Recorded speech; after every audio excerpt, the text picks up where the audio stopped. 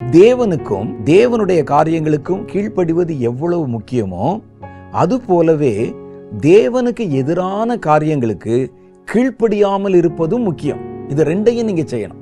தேவனுடைய காரியத்துக்கு கீழ்ப்படியணும், தேவனுக்கு எதிரானதுன்னு ஒண்ணு வந்துச்சுன்னா அதுக்கு கீழ்ப்படியக்கூடாது. நான் சொல்ற புரியுதா? அப்ப தேவ ஜனங்களுக்கு கீழ்ப்படிதலும் கீழ்ப்படியாமையும் ரெண்டும் இருக்கணும்.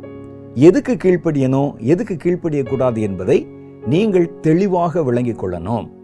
சிலர் கர்த்தருக்கு கீழ்ப்படிவாங்க, அதே நேரத்தில் கர்த்தருக்கு எதிரான கிரியைகள் இருக்கு பாருங்க, அதுக்கும் கீழ்ப்படிவாங்க. அதுல எதிர்த்து நிற்க மாட்டாங்க. பாவத்துக்கு விரோதமாய் எதிர்த்து நிற்கிறதிலே இரத்தம் சிந்தத்தக்கதாக இன்னும் நீங்கள் எதிர்த்து நிற்கவில்லையே என்று எபிரேயர்களை பார்த்து பவுல் சொல்லுகிறார். பாவத்துக்கு விரோதமாய் எதிர்த்து நிற்கணும், அதுக்கு கீழ்ப்படியக்கூடாது. பாவம் நயங்காட்டினாலும் பயங்காட்டினாலும் கீழ்ப்படியக்கூடாது.